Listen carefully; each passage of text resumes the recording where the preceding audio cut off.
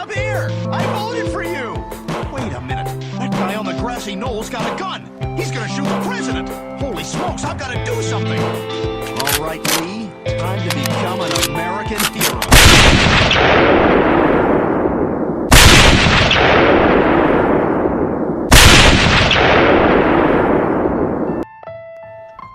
Darkmyths.org and Neopolis Media Group proudly present to you the Lone Gunman Podcast, featuring your host, Rob Clark, where research comes to shine and myths come to die.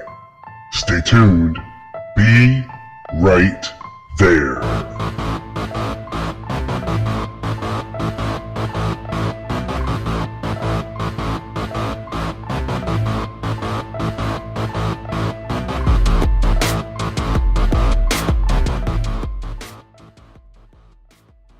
Revolution, overthrowing the government, free sex, free dope, free TV.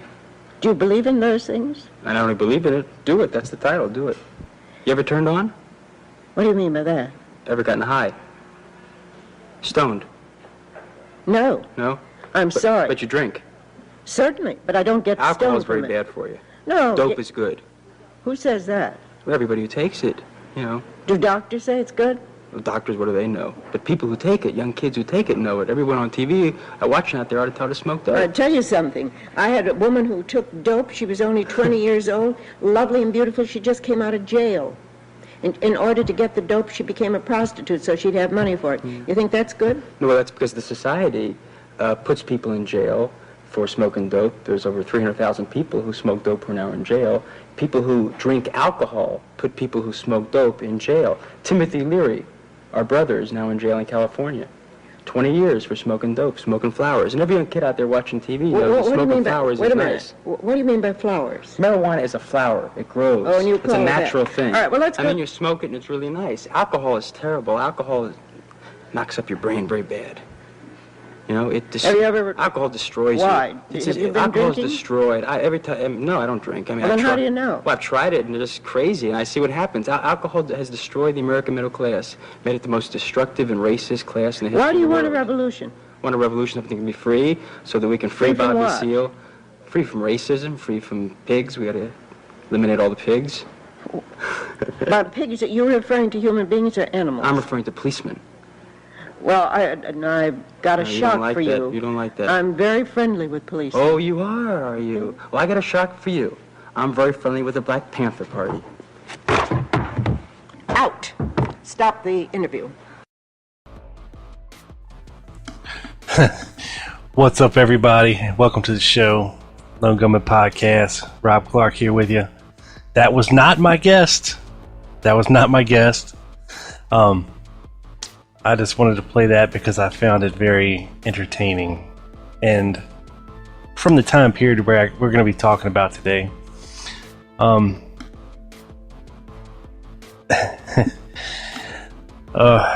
sorry, that was comical. All right.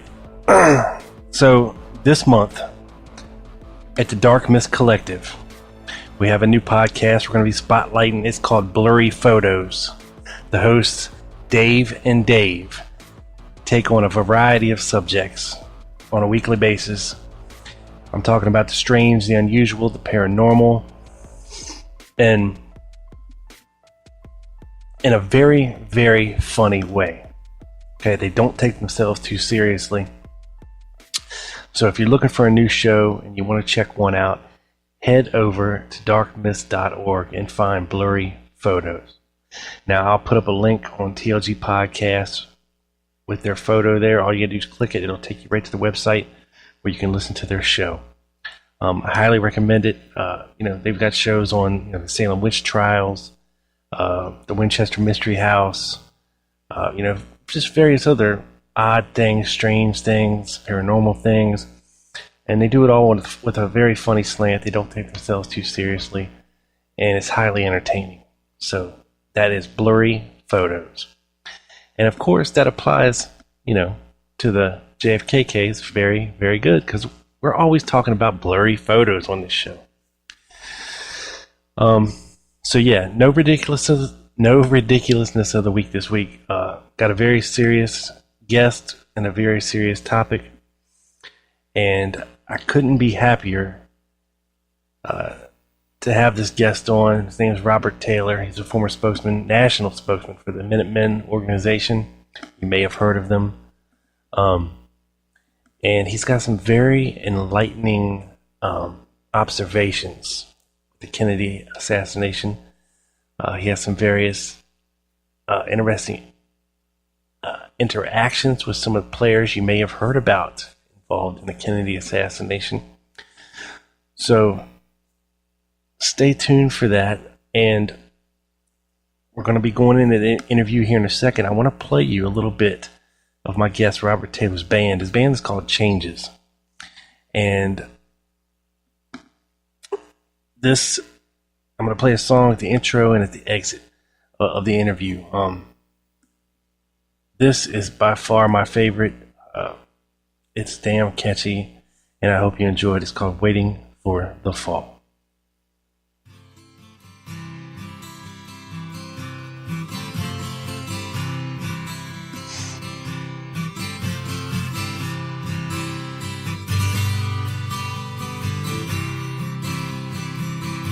There's talk of revolution, impending civil war. The lines are being drawn, the writing's on the wall. Ancient spirits slumber, the calm before the storm. Here awakes, it stretches, reaches for your sword.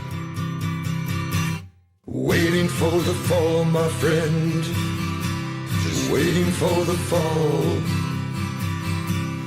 Waiting for the fall, my friend, I am waiting for the fall. The first shots have been fired, the battle has begun. The blood-red tide is rising, swelling like a flood. An age of soot and ashes, hero takes his stand. Let's have this out with fate, my brothers, liberate our land. Good stuff, and I'll put the videos up on tlgpodcast.com for some of his songs from his band Changes. Without further ado, people, let's get right into it. I'm going to urge everybody out there, make sure you listen to the whole interview. It's long, it's 2 hours, it's packed full of interesting information. So without further ado, let's get right into it. All right, folks. What's up, everybody, and welcome to the Lone Gunman Podcast. This is episode 119. And today I have a very special guest for you. His name is Robert N. Taylor. And he is a former spokesman for the Minutemen back in the 60s, early 70s. He's a musician, an artist, a poet, an author. Robert, welcome to the show. How you doing, sir? Oh, very good. Happy to be here. Good, good. If you would, just for the folks out there, I know some people that listen to this show are going to be familiar with Adam Gorightly's book, Caught in the Crossfire, about Carrie Thornley, and you actually wrote an afterword for Adam's book called Talking About My Generation, which is, of course, you know, some fascinating stuff happened back in the 60s. Well, I was asked to write that by someone for a small publication originally. Okay. And the subject was Carrie Thornley. But I didn't want to just recap his life because Adam had already done that in a book, The Trickster and the Conspiracy. Right. So I took it from another angle, you know, kind of showing the parallels of Thornley and myself as being members of the same generation and having gone through a lot of the same permutations of thought, various influences, you know, that we encountered, where that kind of took us. And there was a great deal of parallel development between his own life and my own. And in that regard. I mean, it's part of a generational thing more than anything else, I guess. Sort of the spirit of the time. Yeah, because he was more of a free thinker, a free spirit, really ahead of his time. I was too. Yeah. Yeah. Well, that's evident because yeah, the closest I ever got to Kerry, I never met him, is I wrote for his publication briefly, The Innovator, right, which was one of the seminal early libertarian publications. The libertarian outlook on life was probably closest to my own views of things. It continues to be, in essence. And I would I think last election I voted for Mr. Johnson. And I was looking forward to John McCaffrey maybe getting the nomination for it this year, but he didn't. The computer whiz. Right. But I've for long been in that basic mindset. You know, I've always been in favor of liberty, anti-totalitarian, and so forth. And, you know, I've always felt that I was a defender and advocate of minority rights, the very smallest minority, the minority of one, the individual. Right. So that was basically my premise and my motivational factor in my association with the Minutemen. There was quite a number of libertarians or people in that basic mode of thinking. And then, of course, there was the segregationists, the neo-Nazis, the Klan types, and the Minutemen in general was a truly populist organization in so much as it wasn't a single ideology or anything. It took in a lot of different people with varying permutations of thoughts. Yeah, kind of like a coalesced within this organization. So, yeah, the organization itself had no policy relative to racial theories or anything of that sort. You know, whatever members, individual members, or cliques within it that did, that was beyond and outside of the stated purposes and goals of the organization per se. Right. And in all the years I knew Robert Depew, who was the founder of the largest, sort of the official Minutemen group, I never recalled anything he ever had to say against anybody based upon race or anything like that. Later on, he got kind of in that mode after he got out of prison, after the Minutemen were laid to rest. And I think basically he was trying to win approval from these other people on the right. He was hoping to sort of hitch his wagon to their activities and such, because everything in the Minutemen had pretty much fallen apart. In fact, the time in which I was spokesman for the organization, everything had lain dormant for over several years. And then, principally, the people that were still in touch, were still supporting us, still coming to visit and everything, almost all of them were government agents. And we had very few actual members who would even get in touch anymore, send dues in. We were basically living hand to mouth for about a year and a half, living on peanut butter sandwiches, essentially. Yeah. And there was no money coming in whatsoever. And it was all going out, basically.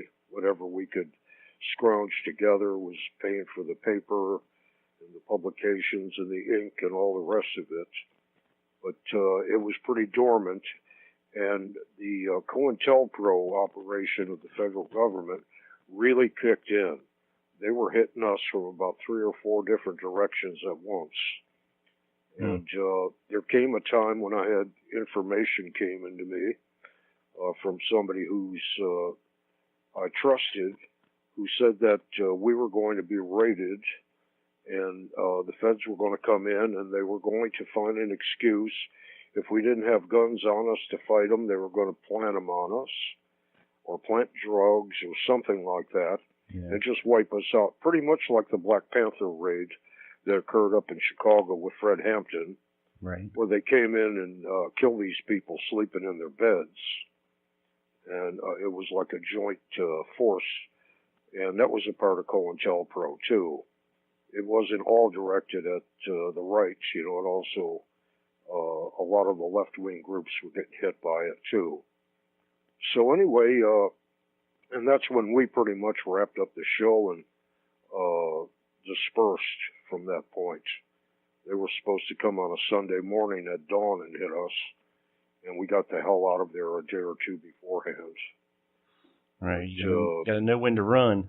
You know? Yeah, well, I mean, you know, we were holding the fort, but it wasn't doing us any good. We weren't progressing. We were putting out the publication on target Right. and all the rest, and getting very little feedback from the general membership anymore. I think people were a little afraid to get near us at that point, figuring that the feds were all over us, which was the case, in fact. And I remember putting out a letter. One of the last things I did was to write a letter out to all the coordinators and leaders of local groups, suggesting that they form militia groups in their own area and, you know, disperse in that sense and create like hundreds of independent groups that would be hard to monitor and watch by the federal agents. So that's pretty much what happened. Unfortunately, the militia movement, as you see it today, is sort of like on square one of where the Minutemen were in 1960. And we were pretty green to what we were doing, and we really didn't really know exactly what we were up to. We still had these ideas of guerrilla warfare and people in camouflage clothing up in the mountains fighting off tyranny or something. And as time went on, we began to learn and become more and more sophisticated in our methods and approaches and methods of espionage, subversion, and all those things played a much greater role in the later years of the organization. And we broke the thing up into cell networks, which were more difficult to infiltrate or to monitor. And so we developed a great deal of sophistication out of more or less learning from our mistakes is what it amounted to. And then along came the militia movement, the current one, and it's like they went back to stage one, to square one, to start all over, to learn all the same lessons the hard way. Yeah. As you saw in the Bundy thing out there, which Right. seemed like a completely pointless set of circumstances and actions. Yeah. All it did was get one guy killed and the rest of them incarcerated.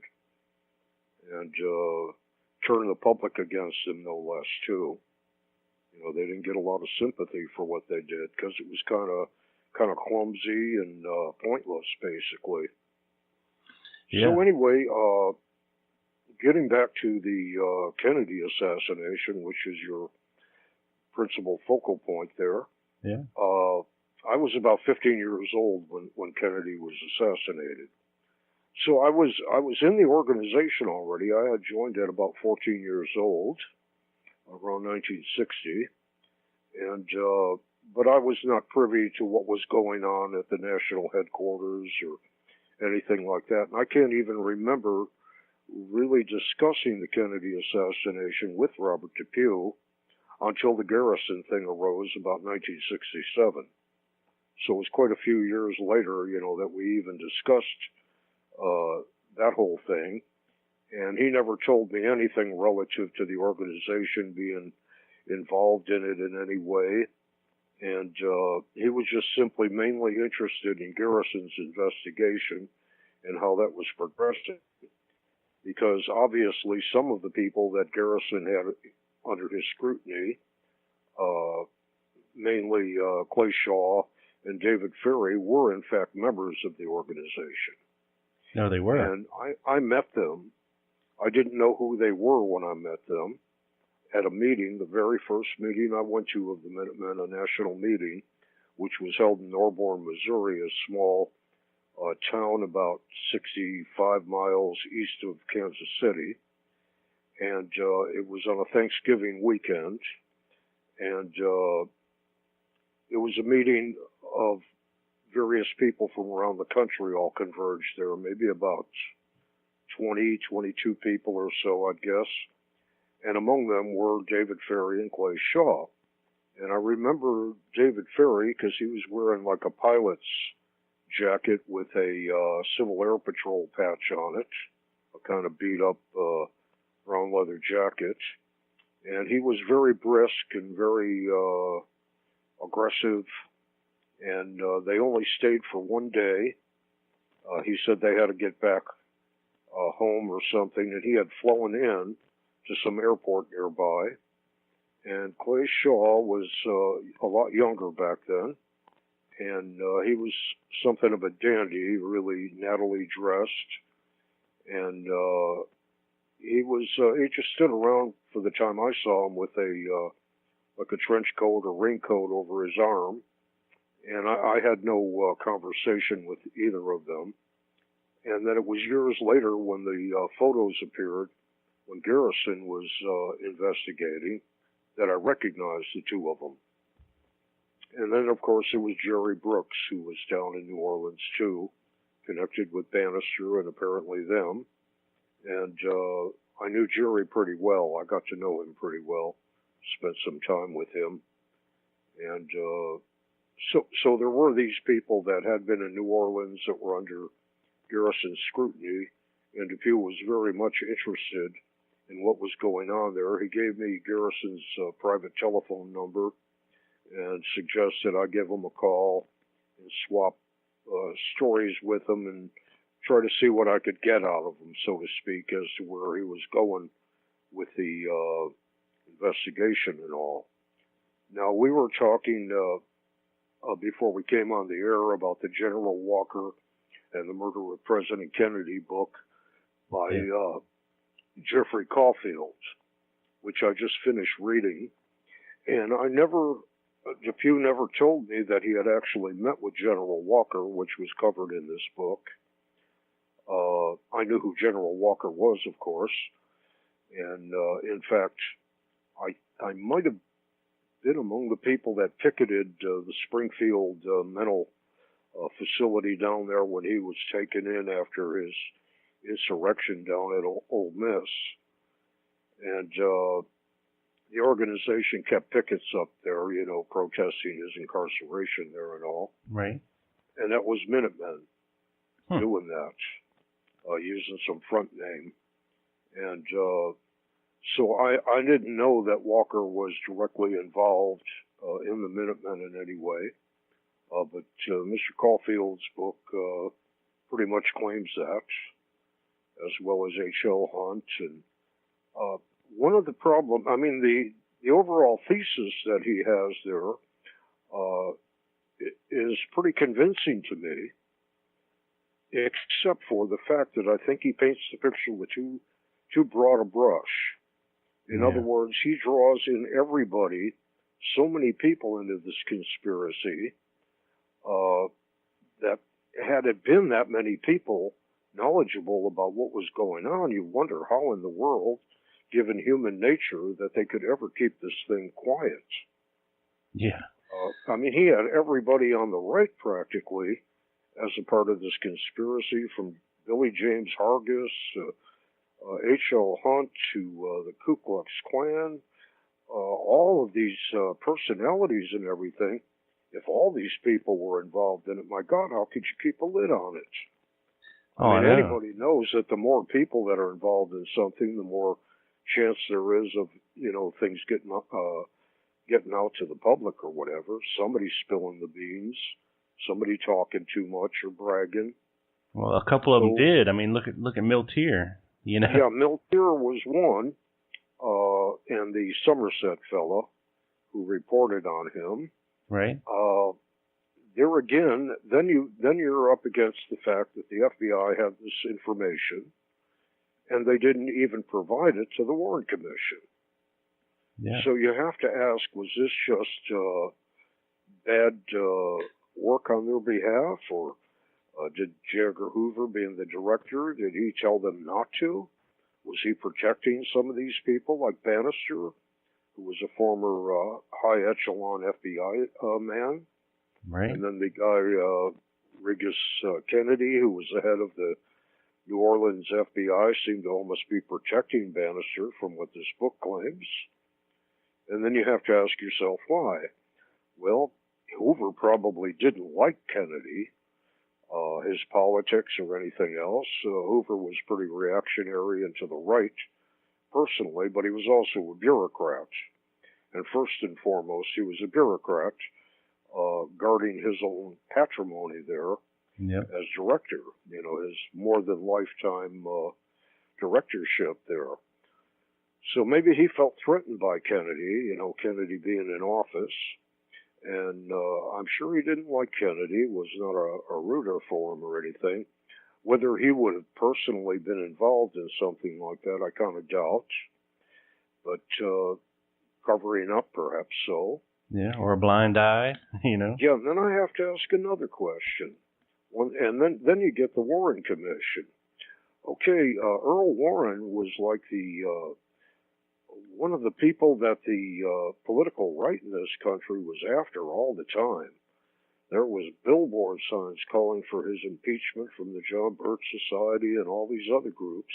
Yeah. Now, I can't picture Earl Warren covering up in favor of all these right-wingers. These people are like his enemies. I mean, you would have figured he would have been only too happy to foist all the blame upon them. I mean, these were not his friends, ostensibly. True. These were people that were after him. And you wouldn't think that there'd be this whitewash and this cover-up and the single gunman theory and all that, which he more or less, after 12 volumes, came to that conclusion.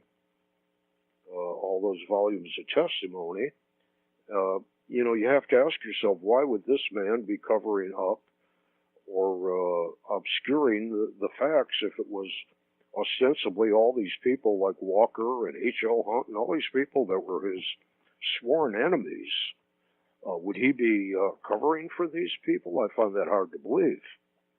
Unless he was just given a dictate from on high that he was just supposed to dispense with this whole thing and sweep it under the carpet, so to speak.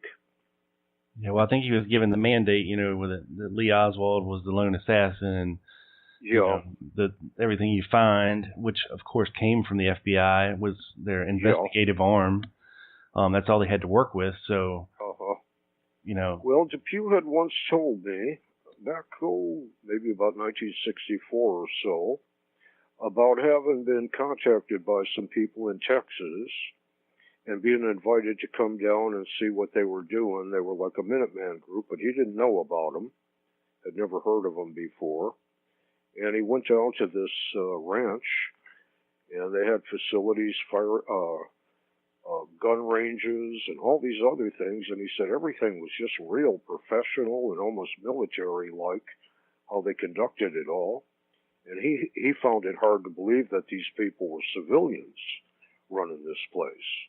He thought it was like CIA or something along those lines. And then they gave him a room to stay overnight, and he was going to continue on with his tour of their training facilities. And sometime during the night, he decided to get something from his car, a book or something that he had forgotten. And he went to leave his room and discovered that he had been locked in the room. Well, this put a tremor of fear out that he was a prisoner. Yeah. So he gathered his things together and he climbed out the window onto a small roof and then down a drain pipe and got in his car and drove away as fast as he could. And he was perplexed. He didn't know who these people were.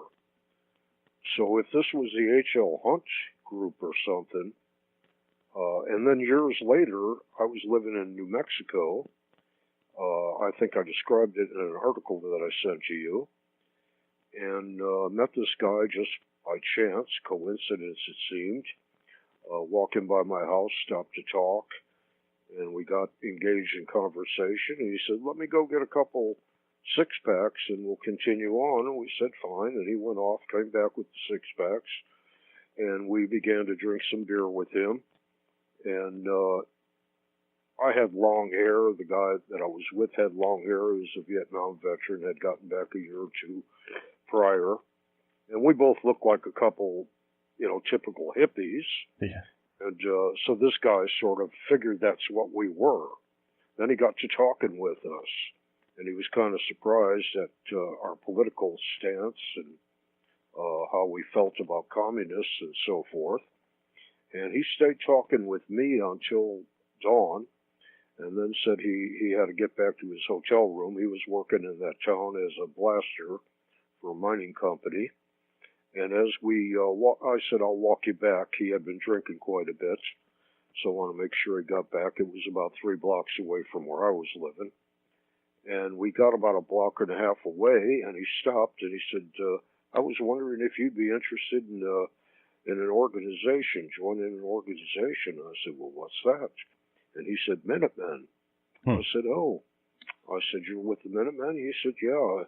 And he told me a little bit about it, that he had been with this group and so forth. And so I said, well, take a walk back to the house. And I brought him back to the house, and I pulled out a bunch of newspaper clippings with my picture, my photo in it, and these were things relating to my Minutemen activities. And he was pretty astounded by this, and said, oh my God, maybe I've said more than I should have said, and so forth and so on, like he was in trouble. And I assured him there was no problem at play. And he left and went back, and then a couple of days later I went over to the motel room where he was living, and he had already checked out. And the fellow's name was Kerry Bouchamp, was the name which he gave me. And that's the last I ever saw of Kerry. But he pretty much described to me facilities down in Texas that sounded very much like what Depew had related to me years before. This was maybe about 1973 when he told me about this. So it kind of corroborated what Depew had told me. And oftentimes government sets up parallel organizations, and as a ruse. They also did it out in California with a group called the Secret Army Organization, which cropped up about 1969-70, which was founded by a former Minuteman leader who was a fireman out there, and they had him under the pressure of arresting him for weapons or something like that. So he caved in and went along with their plans, and they created this surrogate sort of Minuteman group. And I mean, they went out and they terrorized people. I think one person was even killed as a result. And another person that was involved in a lot of that stuff was this fellow Jerry Patrick Hemming. Oh, yeah. A soldier of fortune, which I was kind of surprised there was but scant mention of him in Caulfield's book. Right. And if you recall in the podcast you did with Keith Gilbert, he mentioned Hemming and Oswald coming out to visit him to purchase some guns or something. Right. And Hemming seemed to be everywhere and into everything. He was reported to have been in Dallas the day of the assassination. So too was Frank Sturgis, the anti-Castro soldier of fortune, and CIA, CIA. at least a contract employee. I don't know if he was a bona fide CIA employee or just on contract. Right. He was supposedly in Dallas. Keith Gilbert claimed that he was there on the scene. And then, of course, Milter, the picture of him in the crowd of people there on the street. Right. I mean, it's almost like they sold tickets, like curbside tickets to the event. All these people converging down there, if in fact they had. Just kind of astounding, really. But despite certain reservations on Caulfield's book and certain things that he didn't get into more, like Hemming and Sturgis and some of that, it was like he didn't want to touch the stuff that might put it toward the CIA or something, as Garrison had been trying to do. So he kind of left all of that out, in service to his main thesis, I think. Yeah, And like I say, he kind of painted it with a broad brush. I mean, I just really question how many people could know that this was going to happen or be somehow involved in the whole thing and yet be able to get away with it. I mean, that was kind of an epic event. Yeah, well, I think he painted, Unprecedented. he showed very well at least the connections between all these guys and how they were able to I'm know sure each there's other. connections, but a lot of it seemed almost like guilt by association. Right. You know, I mean, just because Billy James Hargis supported General Walker doesn't mean General Walker would have invited him in on the secrets or whatever. Right, right. Billy James Hargis in particular would be a person. There was something pretty squishy about him. He did not strike me as being a very courageous individual. Depew hated him. Depew had visited with him once and was sitting at a dinner table with Hargis. And Hargis and all these blue-haired ladies that he was fleecing of their money. And Depew said something where he used the term damn in what he was saying. And Hargis stood up from his chair at the head of the table, and he said, "Mr. Depew, we do not use that kind of language at this table." And Depew got up and took out a handful of change out of his pocket. He threw it on the plate and walked out. And that was the end of anything they had to do with one another. Huh. Later on, he said, "Well, I don't spend my time fleecing old widows out of their fortunes." And then he threw the money in the plate, like in payment for the food, and walked out the door and left. Wow. And after that, he hated Hargis, and he even talked of kidnapping him and setting up a dungeon in a basement and torturing him for weeks or whatever, you know. Yeah. I don't know if he actually meant it, but he probably did. Robert Depew was a extremely intelligent individual. He was probably on the cusp or beyond being a genius.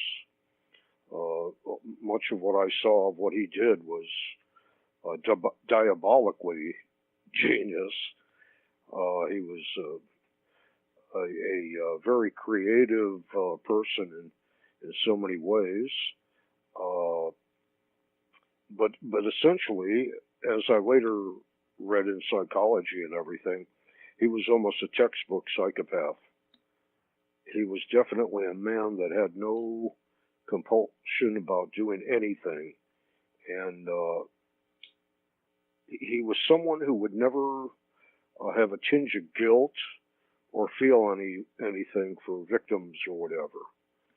You know, he seemed almost removed from it. And like so many leaders, he was a man who lived life as though the whole world revolved around him and him alone. Right. And but he was a bona fide, in my estimation, he was a bona fide psychopath. You know, I mean, textbook. From what I've read of psychopaths, you know, he had all the traits and then some. Right. And so, I mean, I wouldn't doubt, you know, that he would be involved in an assassination in some way. Whether he was or not, I have no personal knowledge of. But I don't think he would be been adverse. I don't know if he was in a position at the time that occurred to actually have the machinery for pulling something like that off. Right. You know, he hadn't really geared up at that point. But he was a remarkable person in many ways, but with some real bad character traits nonetheless. It almost seemed to me at times that he wanted to break every legal and moral law or rule there was. He tried everything. He tried counterfeiting. He masterminded all these bank robberies. My God, it's like no stone was unturned. It's like, nothing was too far out for him. And he was a man of ability. He was a hell of a salesman. He had done that for his company, which was a biochemical company which produced animal husbandry, nutriments and drugs and such. And he built that business up to $1 million a year business. It was a family-run business. And by 35 years old, he was a millionaire in assets. So he was kind of a whiz kid in that regard. And it was a corporation, and he ran it into the ground, essentially, taking money from the corporation to fund his other activities, which is, of course, illegal. Right. And but he was a go-getter, an aggressive person. He had a really sinister side to him, even though he had a good smile and a nice handshake and all the other things that psychopaths usually have, Yeah. unfortunately, and that's why they beguile people. But so anyway, I never heard anything from him relative to the Kennedy assassination outside of his avid interest in Garrison's investigation. And it was interesting to learn that Garrison had first started out looking at the right wing for the answers to the questions he posed, and then made an about face and started pointing his finger at the CIA. That Clay Shaw had once been a CIA asset over in Italy. There's a lot of people like that, students that are taken under their wing to attend some national youth conference or something one time, and that's the end of their tenure with the intelligence. Yeah, basically just So Clay debriefing Shaw, them. I don't think he was like 100% paid employee of them or anything. Yeah, no, I mean, he was just in a unique position as a international businessman, so to speak. Yeah, exactly. And he's the type of person they might tap for various things, within a given short-range sort of way. And once that had been done, that would be the end of it. Yeah, I think that was why they ended up infiltrating the Garrison investigation, at least to try to block them finding out that aspect of it, because, I mean, I don't think the CIA would have wanted any connection whatsoever, or any light shined on what they were doing as far as, their anti-Castro activities. Mm-hmm. Back then. They would have definitely wanted to. Well, apparently Hemming was in some way tied in with them, because I was down at his camp in the early 60s. And one day, about 3 or 4 guys in uniform from the 82nd Airborne, demolition experts, came down and showed us how to use plastic explosives, and they brought a whole bunch of it down there. So this was like official government providing these instructors and this material, these logistics. So, this wasn't just a bunch of Cuban anti-Castroites or something. There was some government involved in it. Now, whether that was a regular thing with Hemming, if he worked for them consistently for the rest of his days or not, I don't know. But he was a pretty duplicitous character. He even got in on the Garrison investigation. Offered his services there. And then he was in the he was a consultant on that movie Oliver Stone made. Yeah. In fact, I don't know if it was you who told me he was one of the shooters in the movie. I can't remember if he was a shooter or a spotter, but he was. Yeah, he was in. Yeah. He's in the movie for a brief period of time. This gets pretty ironic. Yeah. At that point. So basically, I began to look at this, and all of these side investigations and books by Judith Varney and Haslam and all the rest of it, all pointed towards intelligence being behind all this. But like you said to me once, you didn't think they showed any proof of their suppositions and claims. And, in fact, they didn't, So it may all be a fairy tale there, what Judith Varney is saying. I don't think she's come up with any evidence, any letters from Oswald No. or anything. Now, as to Oswald's being a member of the Minutemen, as Keith Gilbert claimed, Missouri Minutemen, it might well have been that he became a member of the Minutemen by way of Bannister, Right. and may never have had any direct contact with the national organization. Because when I was the head of the organization in the Chicagoland region where I lived back in the early 60s, I had about 70 people in my network, and only about 12 or 15 of those people had ever been in touch and joined the organization, through the national headquarters. All the other people were my members, and I did not share their names and identities with the national organization. Right. And the only reason I knew the 12 or 15 people who were individual members is because the names had been sent to me and suggested that I get in touch with them and see if they were any good and if I wanted to involve them in my activities or not. So this was another thing. Keith Gilbert was talking about Troy Houghton, who was the founder and head of the California Minutemen. And he disappeared off the face of the earth, so to speak. And a lot of people have thought that he was somewhere out there doing things or whatever. After the Martin Luther King assassination, there was people, news articles, I have one somewhere, saying maybe he was involved in that because he dropped out of sight just before that occurred and all. Right. But Depew had told me that they had executed him. And I believed it, and then later I had corroboration when I was underground with Depew in 1968.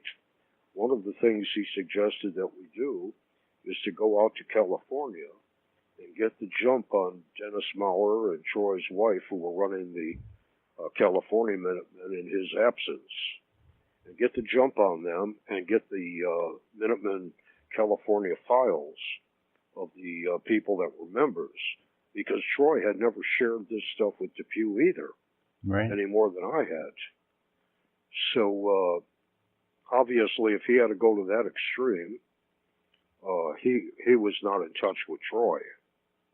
You know, he wasn't a part of some plot to drop out of sight or something, go underground. Right.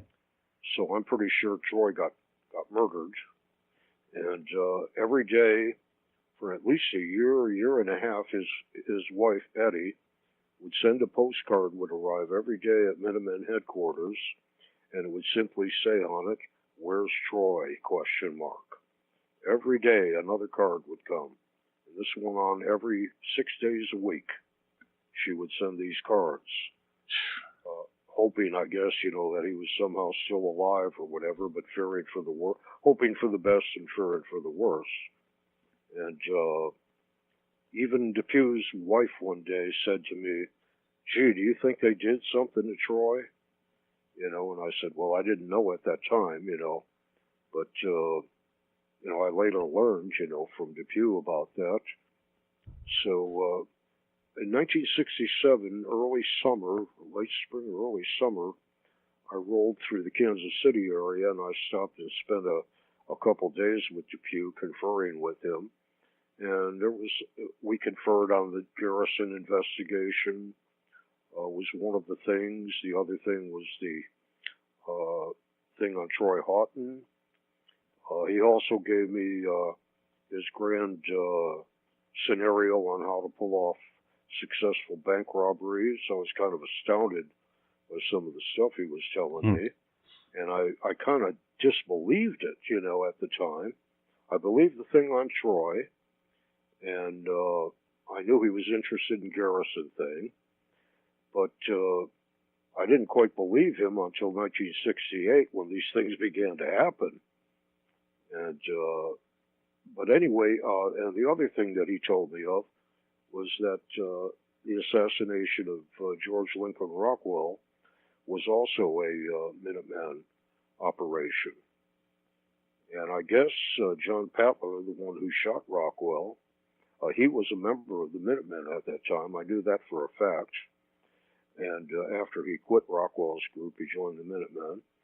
And then Depew claimed that had he not gotten caught, he was going to go on to shooting Robert Shelton of the United Klans, which was the largest Klan group, and also Robert Welch of the John Birch Society. So basically what Depew was doing was canceling out all the competition. Right. He was going to take all the other leaders out, and only he would be the voice, still standing. And like I was pointing out, he was pretty cold about this kind of stuff. And so, I wasn't even certain if his story on the Rockwell thing was true.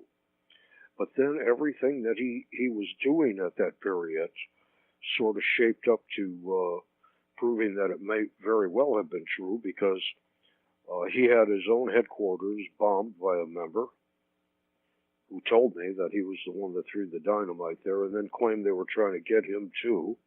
And he claimed Rockwell was killed by a conspiracy from Cuba, that they had decided, the Cubans, to wipe out all the extreme right-wing leaders, which seemed kind of unlikely to me, that they would even think that the leaders on the right were very important, Right. to a national concern like Cuba.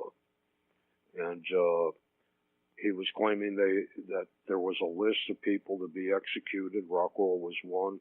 He was another. Robert Welch was another. And Robert Shelton. So, it was pretty much, and he was saying this to the press. And then he was showing the press the blowing out a hole in the wall and the cot where he slept, where luckily he was not there that night when the bomb was thrown, and so forth and so on. Plus, just about the time Rockwell was assassinated, Depew held training sessions up in the Rockies in Colorado. And the people that came out to that training session were told to bring all of their gear, their rifles, their ammunition, their survival gear, because you may not be going home again. The revolution may start. So I think it was sort of like if Patler had spilled the beans on Depew's involvement in it, Depew was quickly going to disappear underground into the Rocky Mountains with this army of people. Yeah, prepare for the worst. Yeah, he was preparing for it, If the finger pointed at him, he was going to dodge out, and he'd have a group all together, armed and ready for whatever. And then he had another member go and snitch to the local police about a cache of weapons that were buried up there by them. And all of these weapons were garbage. They were like old English Enfield bolt-action rifles that probably cost $14 or $20 originally, and they were of little use. And it was all junk. Nothing was very valuable among the stuff that they buried. But it looked good in the pictures, the gas masks, the rifles, and all this other stuff. And this established beyond any doubt where he was when this assassination took place. This would, it was right in the newspaper, Right.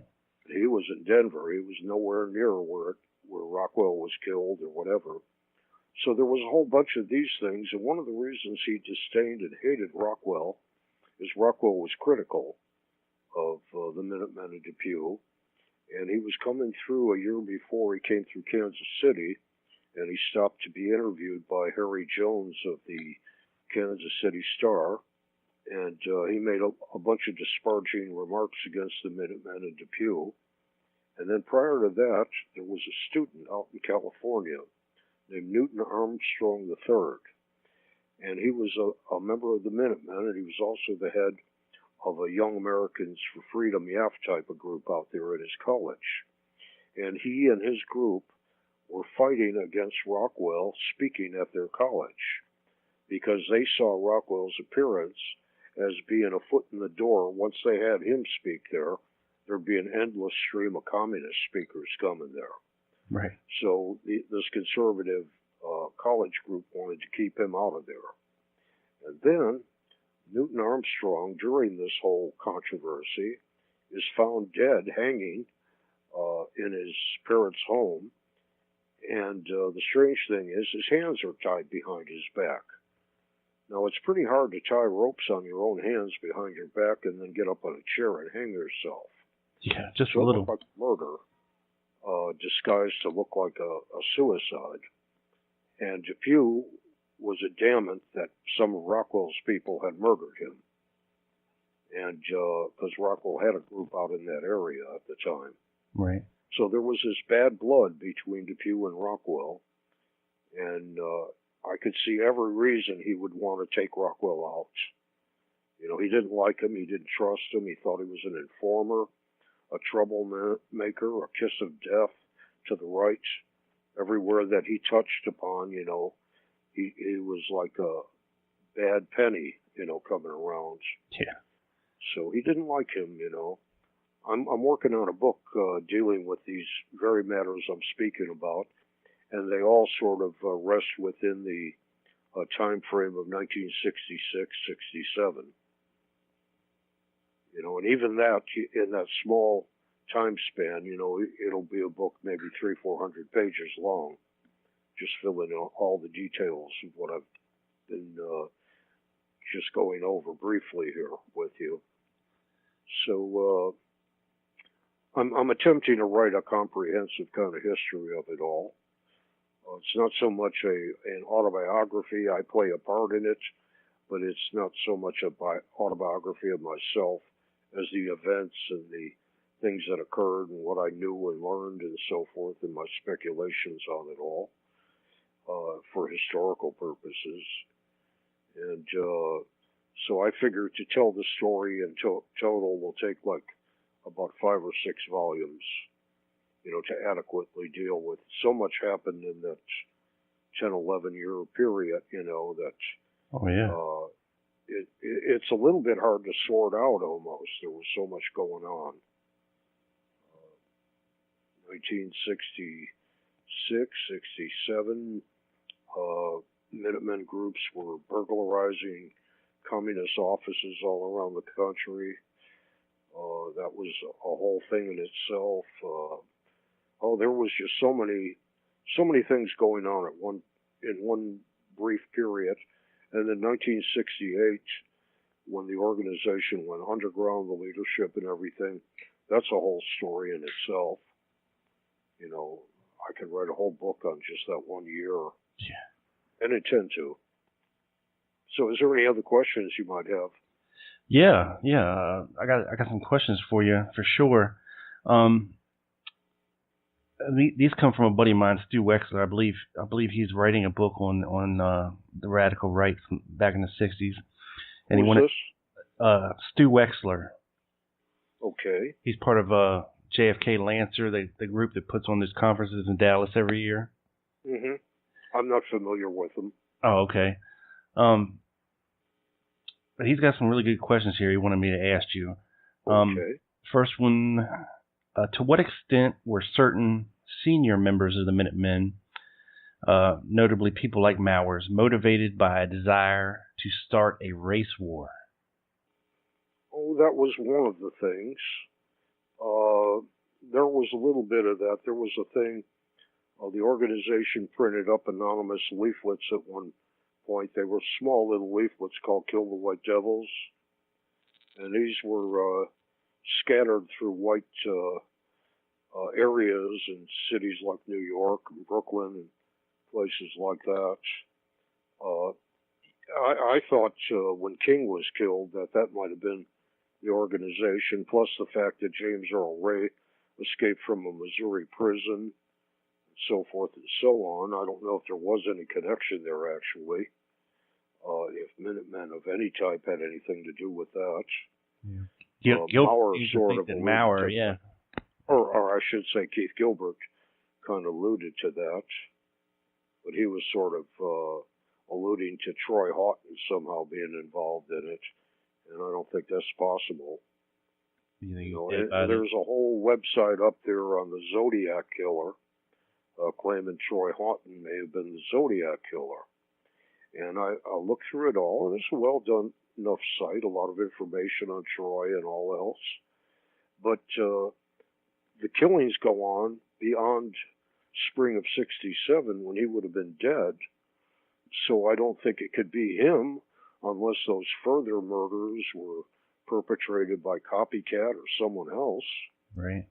So I don't really think. I mean, I thought the site is good, you know, almost convincing, except I had special knowledge that kind of precludes the theories being posited there.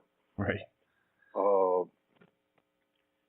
You know, it's a valuable site so much as getting some background. There's a lot of news clippings of the period on Houghton and the California Minutemen.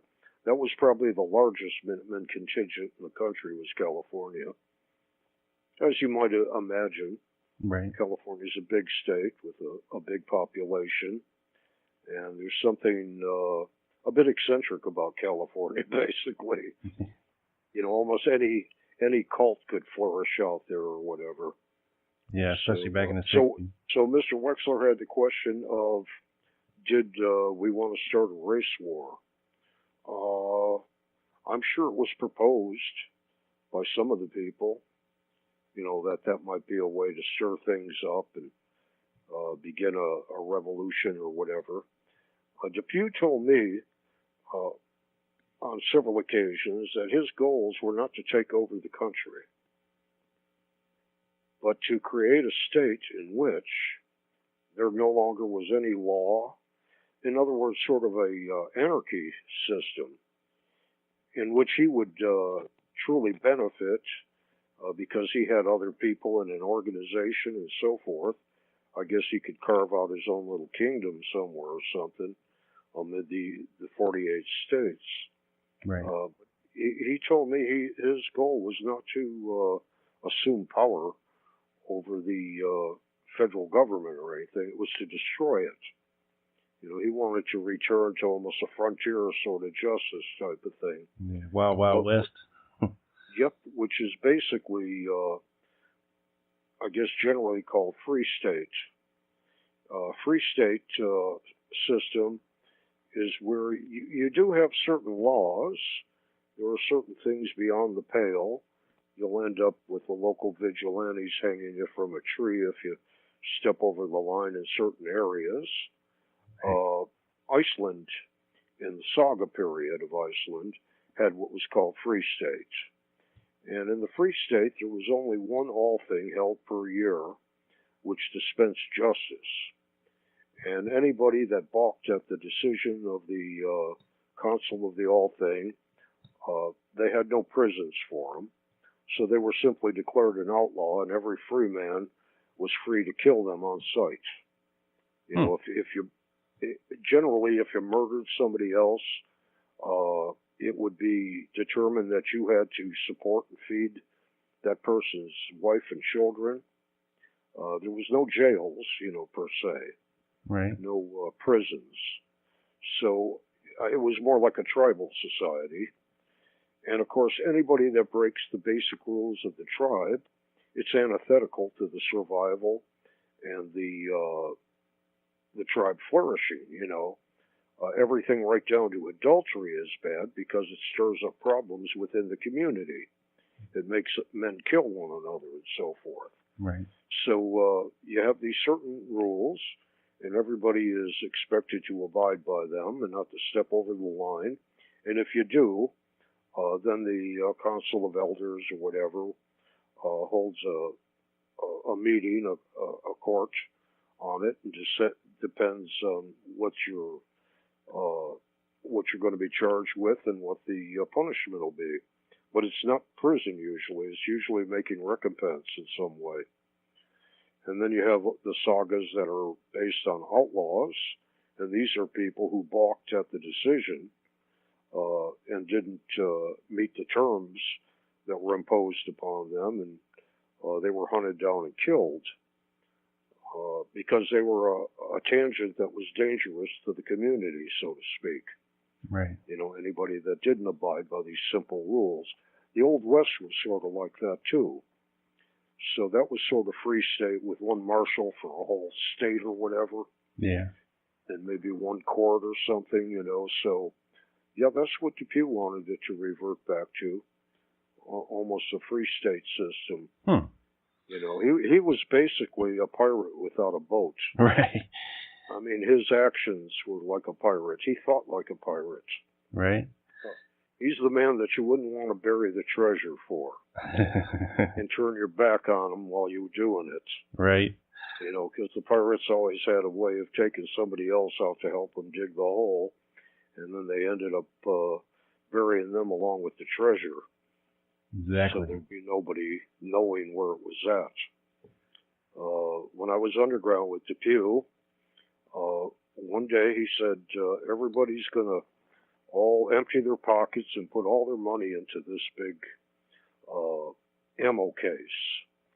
And that's where the organizational funds were. There was tens of thousands of dollars in this chest.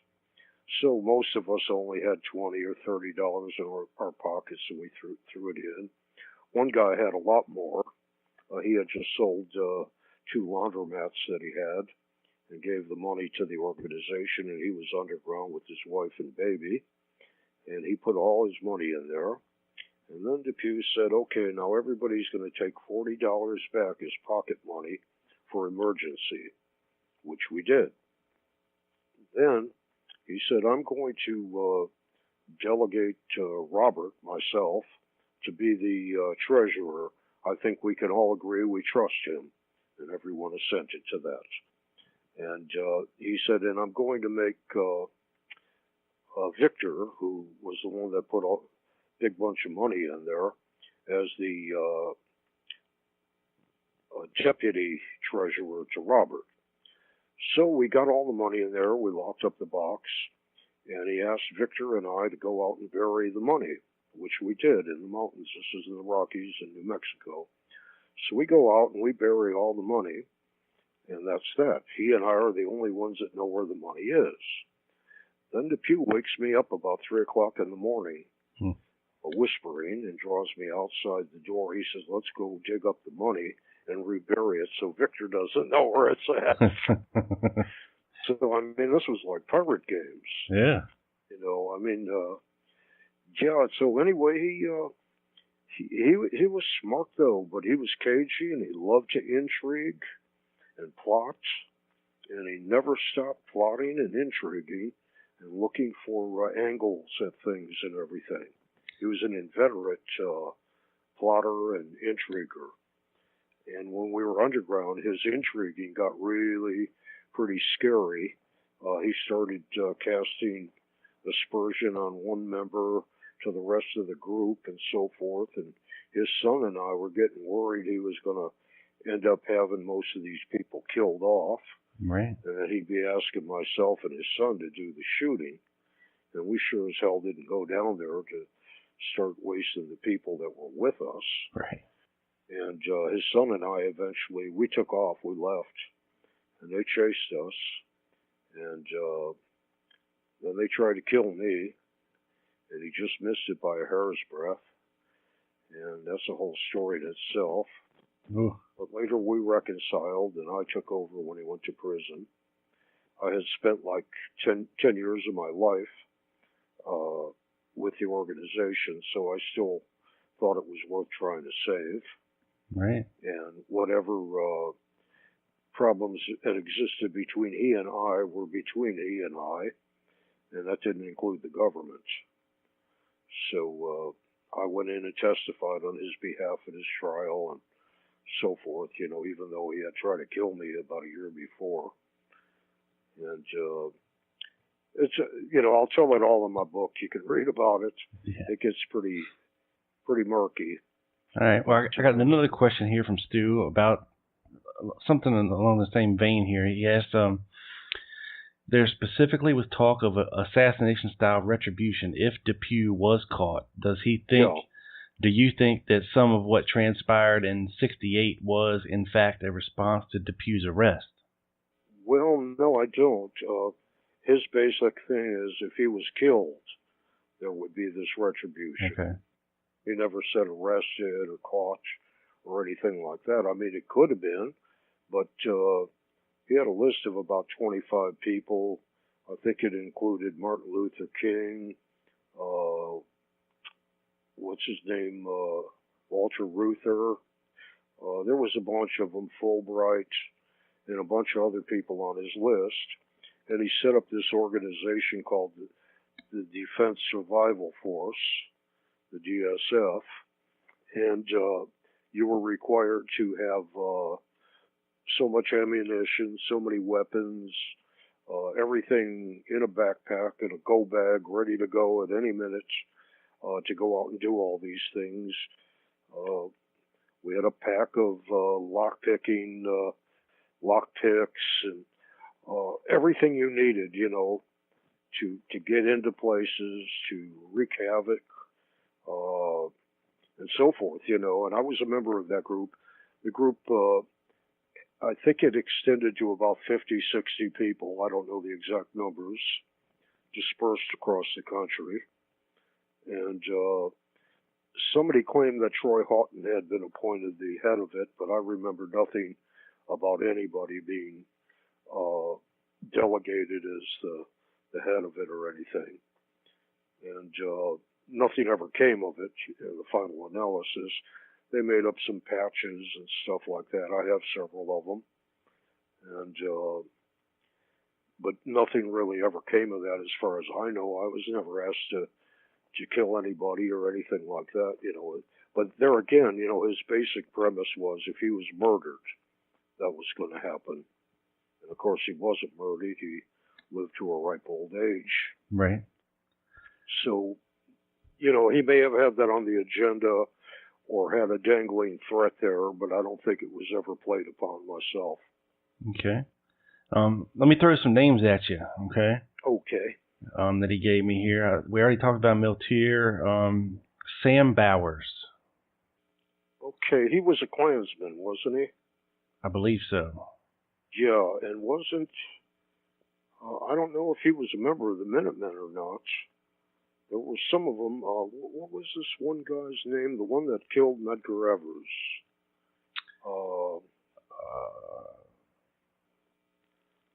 I even have a book on it somewhere here.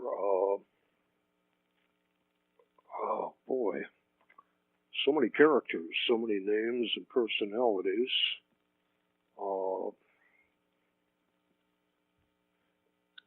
I'm looking it up too. Yeah. Okay, I got it here. You got it? Yeah, Gila Beckwith. There you go. Yeah, I think he was a member of the organization.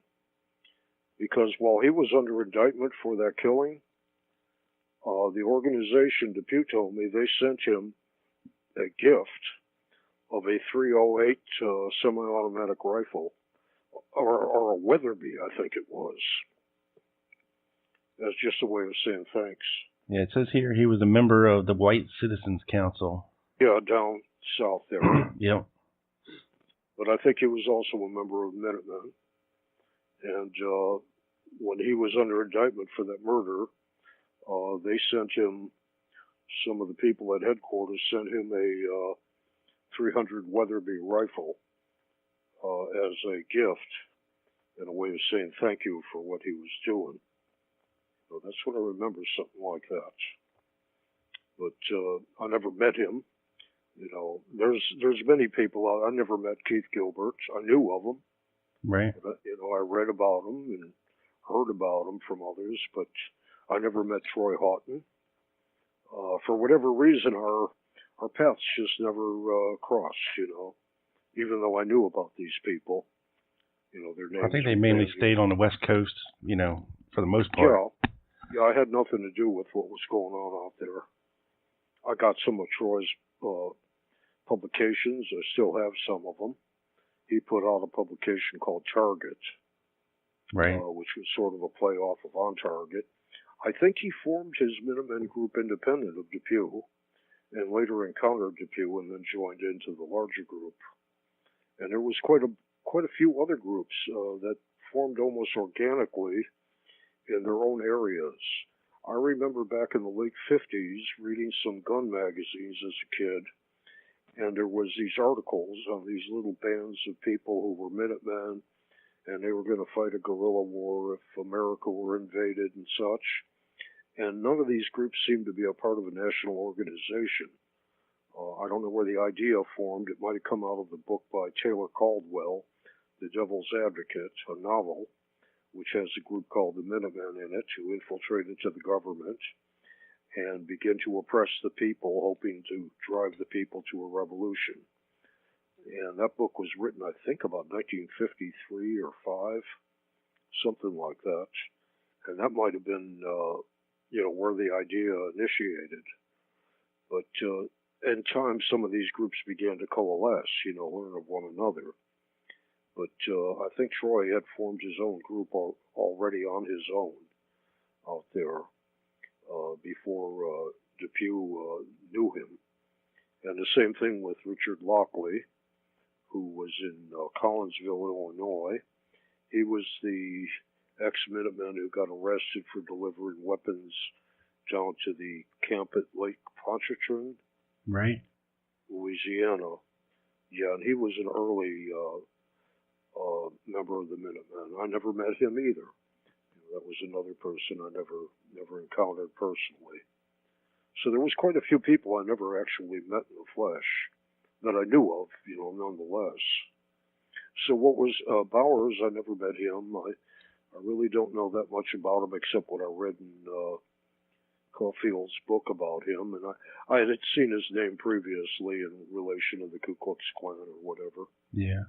How Is there about any other names? Yeah, Tommy Terrence, J.P. Tommy? Stoner. Well, I know who those people are. I don't think they were members of the organization, to my knowledge, and I never met those people personally. Gotcha. Stoner was with the National States Rights Party.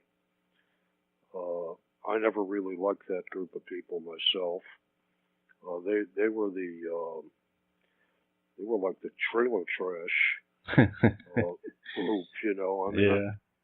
I met Fields one time when he was coming through Chicago, and I visited with him in his hotel room, and I spoke with him briefly, and I wasn't duly impressed with him at all. He had just gotten out of chiropractic school and was heading down south to lead the organization. And somebody had given him my name, and he called me up and asked me to come down and talk with him and so forth. I think he gave me some of his thunderbolts or whatever, and I was not impressed with it all. It was purely a hate magazine. I mean, wow, it was like crude, really crude. It was even more crude than Rockwell's stuff, and his stuff was pretty crude. And so I think Stoner was a member of that group primarily. He may have been one of the founders of it or something. So you don't think there was much interaction between, all these groups? I don't think so. Most of the Minutemen I knew weren't members of the Klan, too. There were some people came over from the Klan into the Minutemen at some point, but it was way later, in the later 60s. And I looked at their applications. These were all people with 5th grade educations, and they were not very impressive as a group of people, to my way of thinking. Right. And I felt a little uneasy with them. Likewise with the handful of Nazis that gravitated towards us. And, there was other people that were Ayn Rand objectivists and libertarians, and the bulk of the people were essentially conservatives. People of the John Birch coloring, so to speak. Right. In fact, quite a few former Birchers and even people who were members of the John Birch Society overlapped into the Minutemen as well. And they were of a little higher quality, usually people who were insurance salesmen or ran small businesses or were doctors or lawyers and stuff like that. In my own group in Chicago, we ran the gamut of people.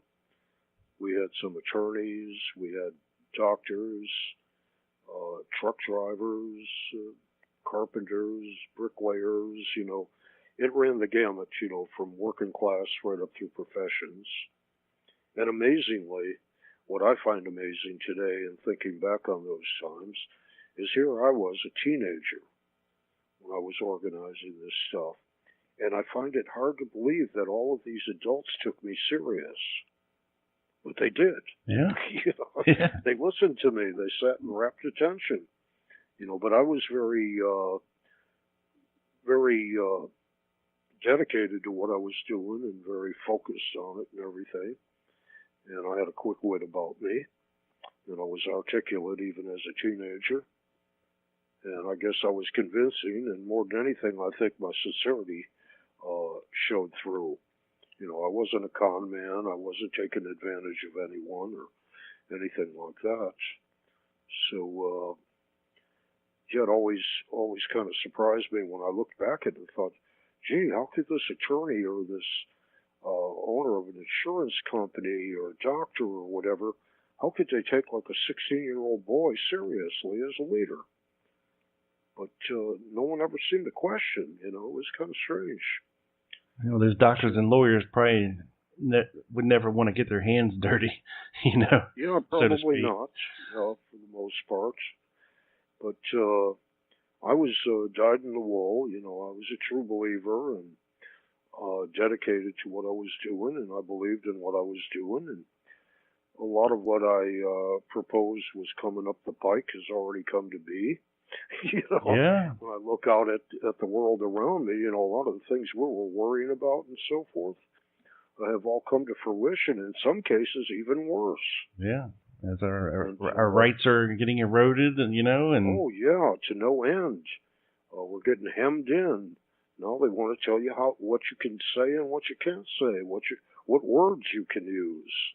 Yeah. Which is sort of a thing of neuro-linguistic programming, in so much as if I can determine the phrases and the words that people can use, what's okay and what is not, I can begin to program one's thinking by way of that. Yeah, political if correctness. If you're relegated, you know, to PC perceptions that, oh, this is a no word, you know, you can't use the B word, you can't use this word, and so forth. Well, pretty soon, this is like something you expect out of Chairman Mao's China.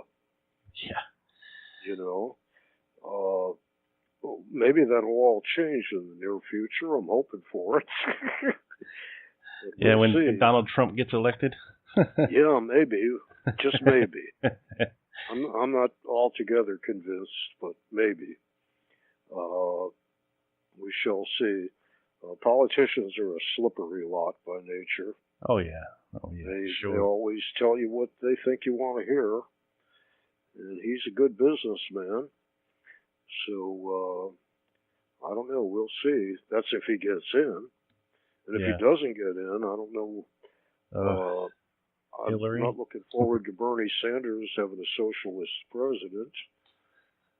The people, you know, things that appeal to people's greed. Free university and college. Yeah, but what does that mean? That means the government pays for it. And if the government pays for it, there's strings attached. Then pretty soon they're determining what the curriculum's going to be, what's being taught, what the books will be, and everything else. Not that they don't have a pretty good control over it now, due to the faculty that they have at most universities. They're second generation. Marxists got into the educational system early on, back in the late 50s and so forth, and they trained a whole generation of left-leaning Marxists as teachers and professors. So, yeah, people go to school and they get indoctrinated. Well, under Sanders' thing, it'd be a total thing probably. You know, they'll dictate. It's like everything that you get from government is not free. There's always strings attached. If they give you money for your roads, take your taxes and turn them around and give them back to your state, well, then they began to dictate on your roads. Well, you got to have motorcycle helmets are mandatory. Seat belts are mandatory. This is mandatory. That's mandatory. And if you don't do that, well, then you don't get the funds. And they get all the states used to depending upon them for funding of schools, roadways, and all the rest of it. And by way of that, they are able to usurp the little bit of states' rights that are left.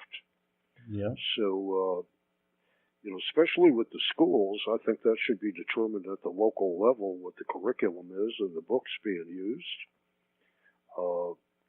And I mean, I'm not for using schools as indoctrination places for my ideas or anything like that. And I certainly am against religion in the schools.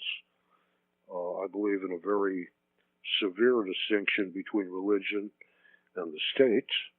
Yep. The founders of this country came from Europe, where churches ran right alongside kings and queens and ran everything with a heavy hand. So that's why they set that into motion, separating the two. They never wanted to see religion begin to dominate the political and social side of things. My religion, your religion, whoever's religion is best kept outside of government. I've talked to some of these folks, older folks, where I live, and they say, oh, well, the problems all began when they took prayer out of the schoolroom. And I point out to them, and I pointed this out to them like 8-9 years ago. I said, well, look at it this way. Maybe that isn't such a good idea, because maybe somewhere up the line, your granddaughter or grandson is going to be asked to bring his prayer rug to school. Yeah. Well, it's almost getting to be up to that point, eh? Yeah, almost. Yeah. So, yeah, a lot of what we were against and so forth, has come to fruition. Yeah, and even worse. Some things beyond what I could have imagined. Some of the things that the CIA was involved in is almost unimaginable. That they were the ones, and they're bragging about it now. Freedom of information has come out. The whole feminist movement was created by them. Gloria Steinman, you can go to YouTube and hear her. She was working for the CIA. And they asked the question of her, well, why would the CIA want to promote feminism? And she said, well, the idea was to destabilize the country. Huh.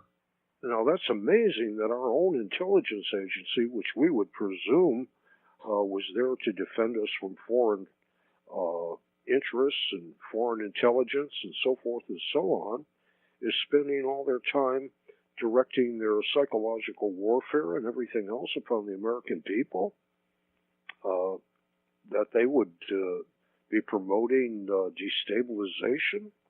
And you know about the whole thing with LSD was promoted primarily by them. Oh, yeah.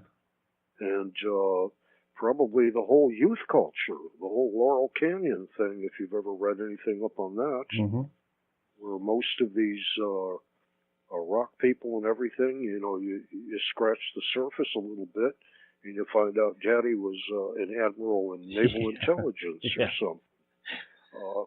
I did a cover version of a song, Casey, by Sean Phillips. I don't know if you know who he was from the 60s. He was a balladeer. And I looked up Sean Phillips one day on Wikipedia, and it turns out his uncle was Philip Atlee Phillips, the operational head of the CIA, and his dad worked for the CIA too. And here he was this arch hippie with hair down to his hips and strumming a guitar. Right. Wow. Yeah, it's like they created the youth culture. It's like anywhere where there was a predisposition towards conflict, young against old, there's always an uneasiness with the young against the older generation. There's always a certain uneasiness in the genders between man and woman. There's always an uneasiness between black and white. So all of these are flashpoints that you can further exploit and give a justification to magnify these things. Yeah. And of course, it's divide and conquer, and it's destabilization. Yeah, and a distraction too. And a distraction at the same time. Yeah. People are doing drugs. So I'm amazed. The CIA has come out and admitted that they were the ones that instituted and began abstract expressionist art. The art of throwing paint at a canvas kind of thing. Yeah. And you would wonder why. Well, their justification was they were going to show Soviet artists that the the artists of the West were so free they could do anything they wanted over here, whereas over in Russia, you had to paint socialist realism. So they more or less destroyed representational art in the West by way of spawning this horrible permutation of art. And I mean, I saw it way back. I didn't know they were behind that. I wouldn't have imagined for anything, that an intelligence agency would be promoting something like that. But I looked upon modern art as a case of the emperor's new clothes. Right. That this was BS, and that people would patronize this stuff and say, "Oh yes, this is quite interesting, this painting," and try to figure out a theory on why, because they didn't want to lose face and seem like they were yokels, that they didn't understand this abstract art or whatever. Right. So, I saw that way back when. Never got taken in by that at all. And then the other thing was the CIA was actually funding the Paris Review, which was one of the defining literary journals in the West. I mean, they had their finger in everything, in our culture, on the social level, and probably more things than you could imagine. Yeah. They're probably behind the gender wars that are going on. The whole thing of same-sex marriage, the rise of the homosexual movement in this country, these are all probably things promoted, which are the next logical step to the feminist thing. Everything to destabilize the family, because the family in any country is the foundation. And if you can destroy families, pretty soon you got a lot of atoms careening around in a void. And that's about where we're at today. That's true, yeah. Yeah, I used to think the working class, just because they're in touch with reality far more than other classes, would be the final stabilizing factor. That they would be the ones with just basic common sense. They might not be intellectuals, but you couldn't sell them something that was totally ridiculous. And but the way they got at the working class basically is to inculcate drugs among the kids and everything, and that's soul destroying sort of stuff. So yeah, we're in a bad situation, as a country, as a culture. And now we have this invasion of immigrants from every direction coming at us, and wow, where this is all going to end up, I don't know. Probably something horrible is something wicked this way comes. Yeah, I don't see it ending good. Yeah. Unless people are just too zombified to care by that point, Oh, yeah. Yeah, everybody just pops open another can of beer and watches another sporting spectacle on TV. And ignores what matters, But there again, the whole Kennedy thing, I mean, it's an interesting thing, I mean, it's become almost a cottage industry for writers and researchers. I don't know if it'll ever be pinned down absolutely and exactly how it all happened. You get to the points of Oswald there, and then Ruby shooting him, and Officer Tippit possibly being a member of this conspiracy and so forth. Wow, how do you it gets crazy. Yeah, it's crazy, I mean, if this was a conspiracy, they sure knew what they were doing. Exactly. They had fate and luck with them or something to get away with it like they did. Yeah, I wanted to ask you another question basically on that. As far as, looking at an overview of what happened in Dealey Plaza, does that strike you as something that, I guess, one man could pull off, or do you have a feeling that it was some kind of a special team? It looks like there was some sort of group doing this. Okay. I can't believe Oswald did this on his lonesome. Not at all. Right. For one thing, he was never reputed to be a very good shot to begin with. Secondly, he was operating with a World War I $14 rifle. Junk. Yeah. I mean, I'm not saying it's not possible to use a bolt-action rifle like that to kill someone. You could do it, certainly. But, I mean, if you were going to choose a gun, that certainly was way down the list. Yeah. You know, there's far better things for it than that, and even better rifles for doing the job might cost more, but it wouldn't be so outrageously expensive that in time you couldn't save enough money to buy one. Yeah, I mean, it'd be worth it if you're going to try to pull something like that off. Yeah, but to do it with a $14 rifle, you know, I think that's what they were going for at Klein's sporting goods store. I lived only about 4 blocks away from Klein's. I bought some rifles from them when I was younger. Yeah. And the Kakarnos that they had there were like the cheapest gun they had. Yeah. I think they're going for $12 or $14 a piece. Well, did you know this little fact? When Jerry Hemming, he applied for the CIA officially, I guess, that he listed Klein's as a previous employer in Chicago. He did? Yeah. Oh, I didn't know that. Yeah. I wonder when he had worked there. I don't know. I'd have to pull up that application again and see it. Yeah, but I thought that was a little interesting tidbit. Well, the rifles that he had down at that training camp in Florida were what were called Johnson automatic rifles, and they were a short run that the Marine Corps used.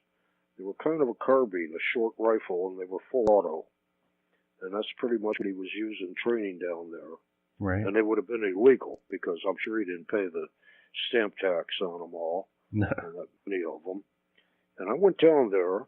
I was a kid, and I was looking for adventure. You know, want to be a soldier of fortune and all that. I'd been raised on reading Argosy and Saga and Cavalier and all these red-blooded men's magazines as a boy. You know, I was eaten by piranhas and the Mata Grasso and adventure on adventure, you know, so yeah. I was geared toward that. I had decided as a young boy, as a young teen, I want to be an adventurer, you know, which is a pretty open-ended prospect there. So I ended up down there. I hitchhiked down to Florida, got in touch with them, ended up out on No Name Key with them. And then one day, I'd only been there a couple weeks, and they said, well, we're going over to Marathon Key. We have another training thing set up over there, and the news people are going to do a documentary on it. So we went over there, and I'm thinking to myself, well, gee, if this is all secret, you know, what are they bringing CBS or whoever it was, I can't recall, in there to film all this stuff? Yeah. And that's when I began to worry. And then when these members of the 82nd Airborne came down there with munitions and instructions and everything in U.S. Army military uniforms, it began to click that, wow, this is like some sort of government operation. And I got out of there. I didn't want anything to do with it. I didn't trust the government at all. They were the last people I want to get involved with. Yeah, because they could easily set that group up if something would have went south somewhere along the line. And yeah. Mm-hmm. And anyway, my sons were watching I think it was a 2 or 3 part thing that was on PBS or wherever it was on the CIA. It was like a documentary, the history of the CIA or something. Mm-hmm. And there's like one little brief thing of that Hemmings camp down there in the unknown name Key. And my sons were sitting there watching it, and all of a sudden they saw me run across a field with a rifle in my hand and a training thing. And they said, wow, there's Dad. You know? They taped it, and they gave me a copy of it. I have it on VCR, you know, VHS tape. But it's probably up on YouTube, too, I'd imagine. It was just a brief, like, not even 30-second scene, you know, real quick. Yeah, little file footage. So I was down there, you know, and I knew him. I mean, he was a real big guy. He was about 6'6" or so, 6'7". Mm-hmm. Enormous guy, and very physically fit and everything. He was a former Marine Raider or something like that. And but he pops up here and there with Oswald and Oswald's company.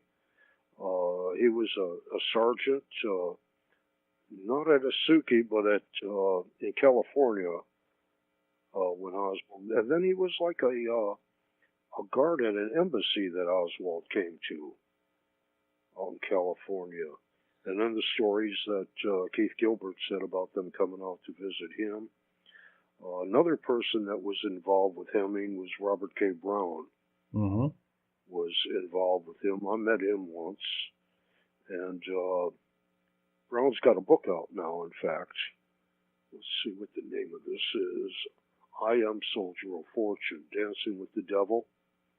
It's a hardcover.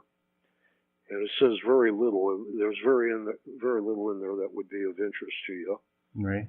He doesn't mention hardly anything or his connections with it. I think there's one very brief mention of Hemming in there. I remember Robert K. Brown stopped in Norborn, Missouri at Robert Depew's house once. He doesn't mention that either.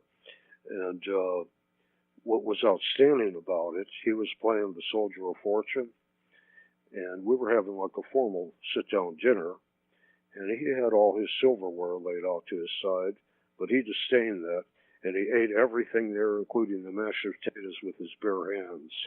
Good Lord. We were a bit kind of, huh? Yeah. You know, soldiers of fortune don't use cutlery. You know, that's how manly. Sissies use that stuff, you know, knives and forks and spoons. Yeah. So, yeah, we were kind of blown away by that. And that was Robert K. Brown. I don't remember anything outstanding. Oh, one of the things he was talking about is they had plans, him and Hemming and some of those Interpen people, of purchasing a World War II submarine from Argentina, a surplus submarine, and they were going to use this to sink a boat at Guantanamo, and on the premise that they could force the U.S. into invading Cuba in the same way as the sinking of the Maine. Right. And yet, none of them seemed at all adverse to the fact that if there was American naval personnel aboard a boat that they sunk, they might be killing some Americans doing this. And that didn't seem to matter to these people, you know? Yeah. Casualties of war. Sacrifice or something. I was kind of astounded by that, you know. I was not sympathetic to that idea at all, you know. But I've always really disdained anything that was sort of indiscriminate terrorism, things like that. Right. Or bombs in the square, the type of stuff the IRA was always doing, where you never know if a mother and a little girl is going to round the corner when the bomb goes off or something like that. Yeah. You know, you got to be some really callous people to do stuff like that. Yeah. We're very desperate. Yeah. But, yeah, I mean, if you're going to conduct warfare and terror and everything, soft targets of real enemies is better than, you know, trying to destabilize the society like the thing that the Red Brigades and the Black Order over in Italy did back in the 70s and 80s. Mm-hmm. I don't know if you're conversant with all that. Yeah. The, what was it, the Bologna train bombing, where they never pinned it on left or right which one was the one that did it. But from what I gather, the CIA working with NATO was behind both sides. And they were doing that to keep the communists from winning the election over in Italy. And the most remarkable guy that you might want to look into, Google online, is Richard Stark. Richard Stark's a pretty amazing guy. He was definitely an intelligence agent. For who or what agency has never been pinned down. This was a guy who, he was the primary supplier of all the LSD in America. He took over the Brotherhood of, Brotherhood of Eternal Love or Light, the one that Larry was connected with. Right. And he took that over. He walked in, he dropped so much of this stuff on them that he became the primary broker and leader of it all. And this guy was really shady. He's a man that spoke like 9 different languages, including like Palestinian and some rather off-the-wall languages and stuff. Yeah, well, that's a red flag right there. Oh, yeah, and he was a chemist, too. There's a book. The book that that the Puppet Masters deals with him. I don't know if you've ever read that. And then the Secret History of LSD by David Black. That's got the most on Stark. And I think Stark was the connecting person between the Process Church and the Final Judgment and the Manson family group. Wow. Because he was seen in the company of both of those. You know, people have always been trying to find the connection between Manson and the Process. Right. Yeah, I'm going to be working on an article on the Process. I've written a number of things on them. I encountered them in the early 70s in Chicago. Got to know some of them and all. And I'm leaning towards the fact that they may have been an intelligence operation. In other words, the parallel organization to Scientology, basically. Right. I was going to say it kind of came out of Scientology there. Exactly, yeah. The two people that founded the Process were both clears, so-called clears in Scientology. And they fit the demographic for intelligence people. Mary Andy Grimson was a high-priced call girl in London, and she was peripherally involved in the Profumo scandal there, where the prostitute Christine Keeler was sleeping with the head of the Russian embassy as well as House of Lord, fellow Profumo. And it was quite a big scandal over there, a spy scandal. And Mary Andy Grimson was involved in it peripherally. And so that's number one. Then number two is the Process got in touch with the German Democratic Party, which is in essence the neo-Nazi party in Germany.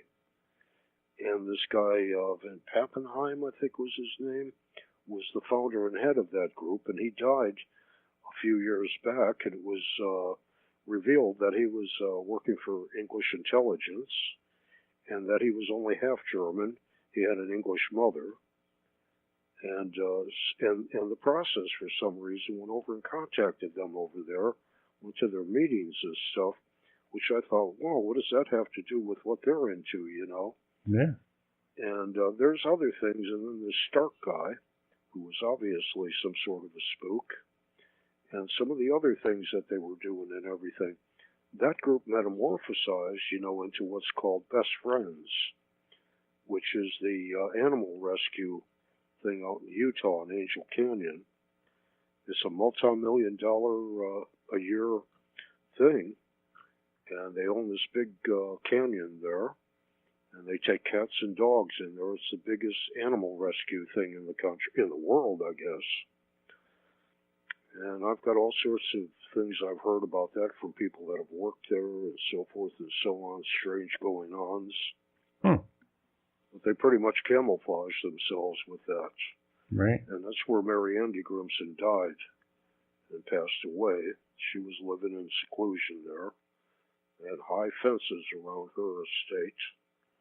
And that's a whole story in itself, you know. I've written a bunch of stuff on that over the years. And in fact, I pretty much got that subject vitalized the interest in it. Way back, I wrote a chapter for the first Apocalypse Culture put out by Feral House. Have you ever seen that book? Yeah. Yeah, I wrote a chapter for that, and that was the first thing written on the Process. It was just a reminiscence of having encountered them in Chicago, and my partner and I had played music at one of the coffee houses on half a dozen occasions.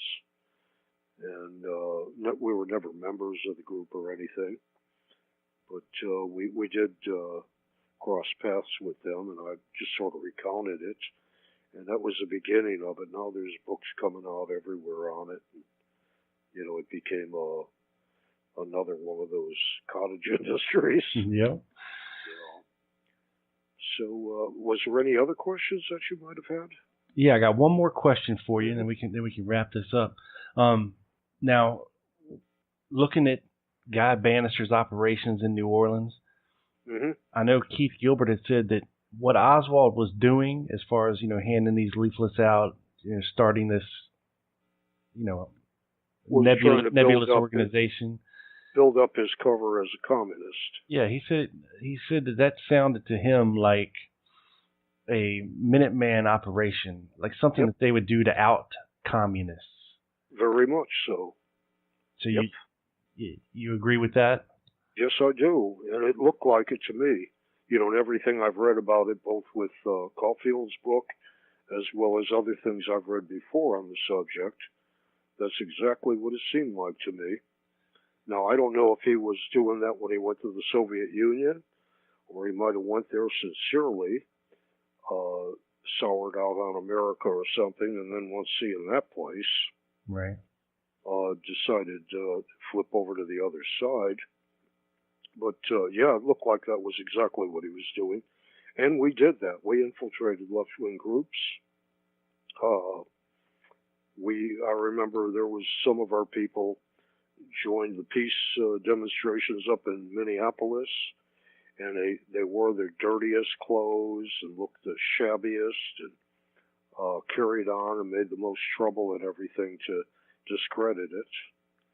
And then I don't know if you remember, ever hear about Sam Melville, Mad Bomber Sam Melville, no, a left-wing communist bomber up in New York City. No, I haven't heard of him. This is about 69, I think.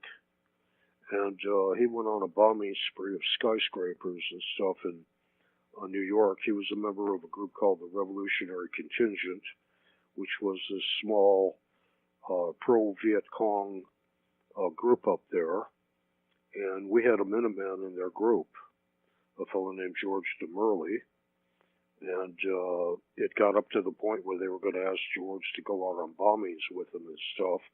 And he certainly didn't want to end up in prison for doing their stuff, because he was a Minuteman. And he had burrowed deep into the most radical ends of the left wing. He knew all the head of the Fair Play for Cuba Committee, V.T. Lee, all of these people, the head of the Progressive Labor Party. He sat on the stoops and talked with these people and partied with them and everything else. So he was a continuous source of information on these people, weathermen and other ones. And George got to the point where they were trying to involve him in some real heavy stuff, and he was abject about getting involved in it, of course. He didn't want to go to jail for doing their bidding. So he dry cleaned. In other words, he shook off any tails through Manhattan, jumped on an airplane, came to Kansas City, and got in touch with us. I was running things at the time, and he came out to talk to me. And he wanted to know what he should do, where this whole thing had gotten to and what he should do next. And my advice to him was to wait till the 11th hour and to blow the whistle on them to the feds, which he did. Generally, we would never do that, except he was in danger of being involved in it. Right. And this was his only way out of it, in a sense. And he got arrested with the rest of them, but then about 3-4 days later, he was let out of jail when they realized that he wasn't one of them. He was the guy that called them. And then they claimed that he had been an undercover agent for them all the time, and so forth and so on, which I don't think was the case at all, because he never got anything from us worthy, of spying on us or anything. Right. It was all a one-way exchange, basically, from him. He became this vocal communist. His own family, brothers and sisters, disdained him and would have nothing to do with him. He had an art gallery. It got firebombed, he thought, by another Minuteman group in New York. So he had definitely convinced everybody left and right that he was a Red. And he was at Woodstock. That's where he met this guy, Sam Melville. And he manned the booth of the Crazies, which was a spin-off of the Yippies of Abbie Hoffman. He was Abbie Hoffman's bodyguard at the Chicago 7 trial in Chicago. So George DeMurley, and he ended up getting like a reward, like $25,000 or whatever was offered for the capture of the bomber. One of the big corporations that got bombed put out this reward, and he got it. And they moved to Dallas, and he was an artist, and he continued on with his art. And I never saw or spoke to him again after that. Yeah. But, yeah, I mean, there's a good example. I'm writing a thing on him too, and his whole affair. Yeah, well, I mean, even the thing that Oswald and Clay Shaw and I guess David Ferry were kind of implicated in was that they were disrupting the CORE, the Congress on Racial Equality voting registration drive out there in Clinton, Louisiana. And they were seen out there, and I guess because they had the law on the books that anybody connected with a communist could be indicted and arrested and indicted and sent away for 30 years or something. But, so that it sounded very much. Yeah, it sounded very much like that's what it was all about. And that was the sort of stuff some of our people did, infiltrating into the left and so forth. We spent a lot of time on stuff like that.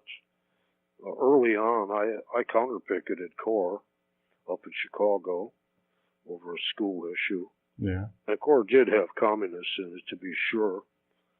And James Farmer was the head of it, I think, at the time. And we kept up on, on all the people on the left. I was there. I was a half a block away when the first big black riot occurred in Chicago. And it was just an accident that I happened to be there. I was waiting for a girlfriend that worked at a department store to get off work.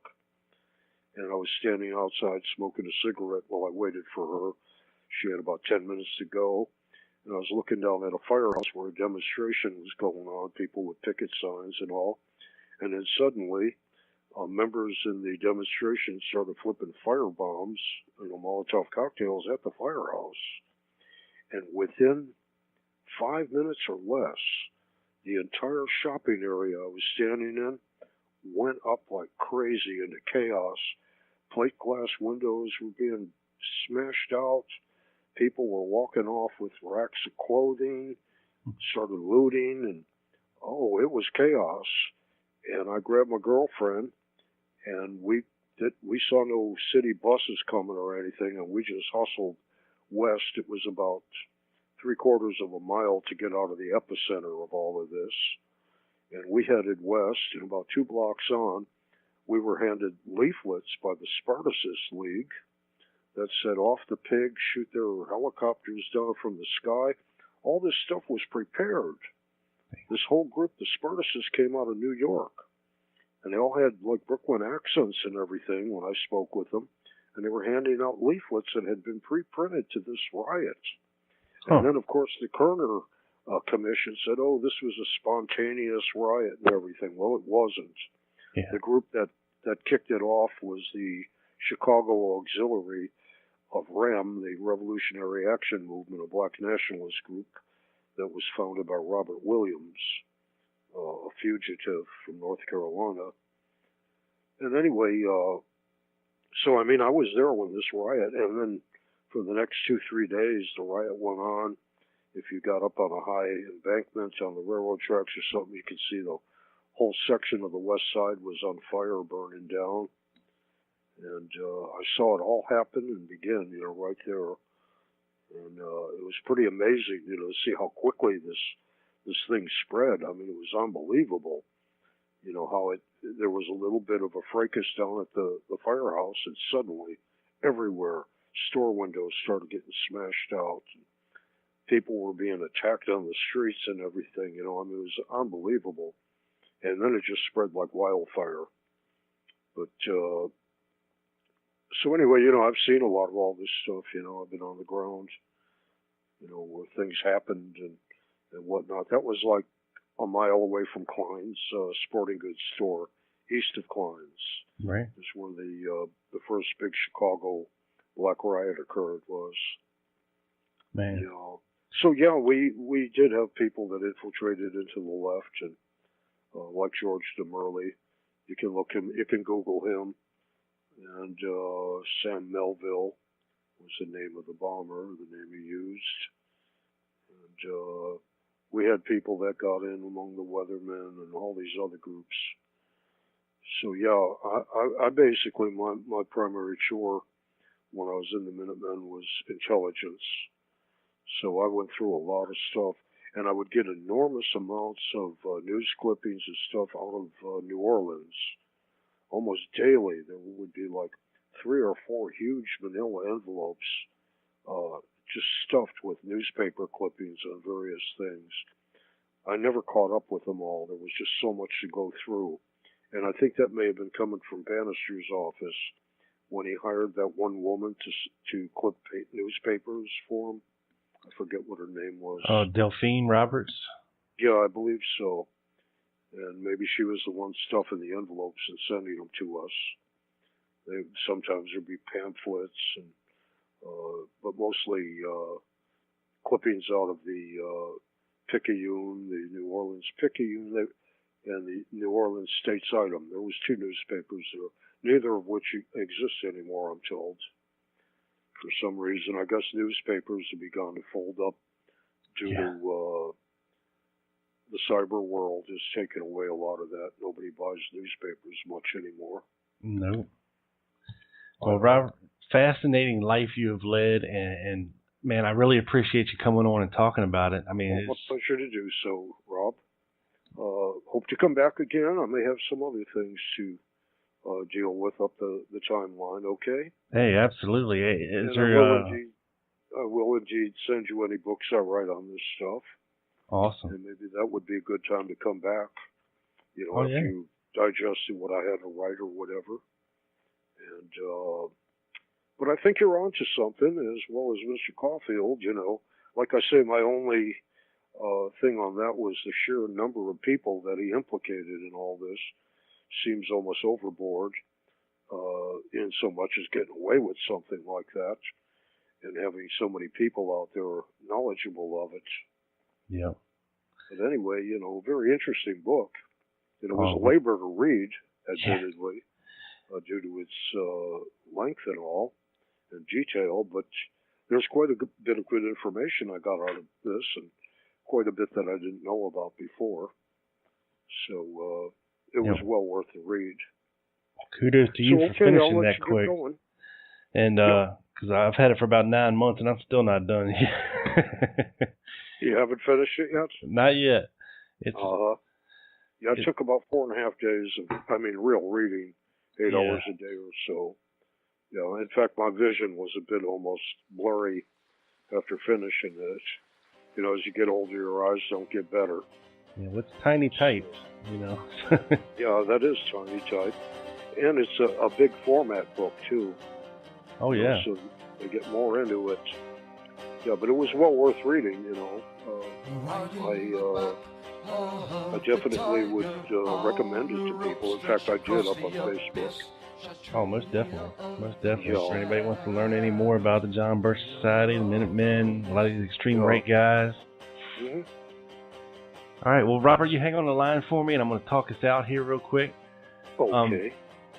People, head over to tlgpodcast.com for more. I'm going to put up some interesting articles that Robert sent me. I'm going to put up some videos from his band, because he's got some really good songs over there you need to check out.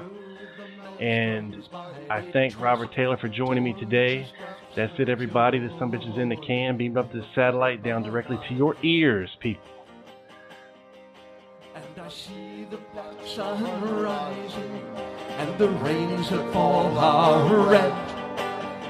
Kalki comes a-calling, as the days grow dark with dread. As the days grow dark with dread.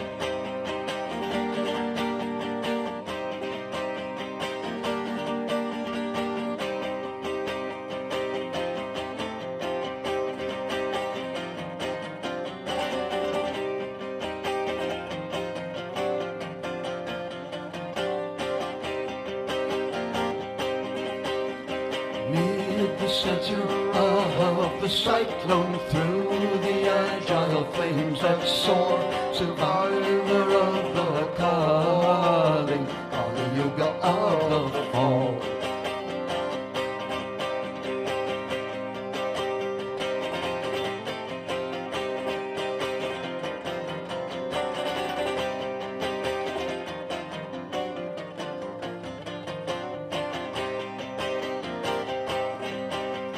Swimming through the quicksand, slipping through the jaws of death, Kundalini rising, night of the Grail quest.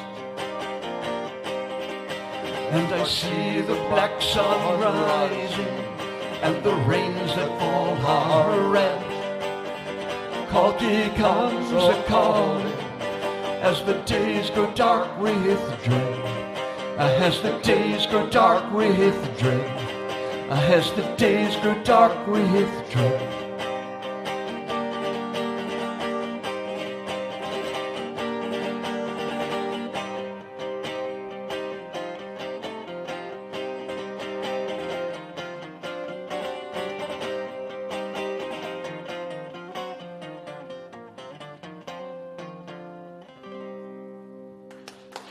Thank you.